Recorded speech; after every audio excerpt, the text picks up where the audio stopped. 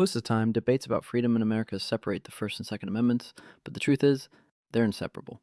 Free speech and the right to bear arms are the twin pillars of liberty. History shows us what happens when one is stripped away, the other quickly follows. And nowhere is this lesson clearer than Nazi Germany. It's Isagius Politiut has an help honesty, I'm honest, distriction. When Hitler came to power in 1933, he inherited strict gun laws from the Weimar Republic. On paper, the rules looked like they were about order, but in practice, they became tools of political control.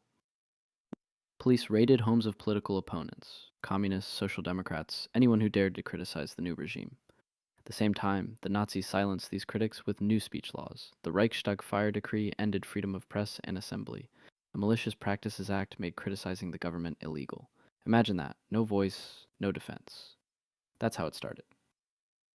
In 1938, the Nazi regime passed the German weapons law. The law did two things. They imposed restrictions for Nazi Party members, the SS, SA, and Hitler Youth. Loyalists were encouraged to arm themselves, but it banned Jews and anyone labeled unreliable from owning weapons. So let's be clear, the Nazis didn't ban all guns. They picked winners and losers. Friends of the state got weapons, critics of the state got disarmed. That's selective tyranny. After Kristallnacht in November 1938, the regime took it further. A decree outright banned Jews from owning guns, knives, even clubs. At the exact same time, loyal Nazis were being armed to enforce the regime's will. This wasn't just about Jews. The broader lesson was clear. Anyone the government defined as an enemy of the state could be silenced, first by gagging their voices, then by taking away their means of resistance. How did this all happen legally? It happened through emergency powers. The Reichstag fire gave Hitler the excuse to pass the Enabling Act of 1933. It allowed him to rule by decree, bypassing democracy completely.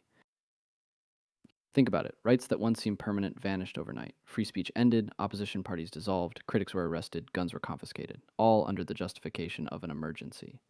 And it was all legal, because the people had given him the power. Here's the cautionary lesson for us today.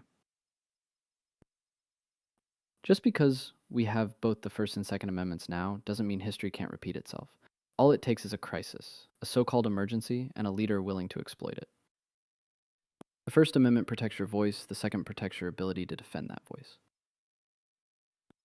Without speech, weapons mean little. Without arms, speech is defenseless. Both are equally important, and history shows us what happens when either is lost.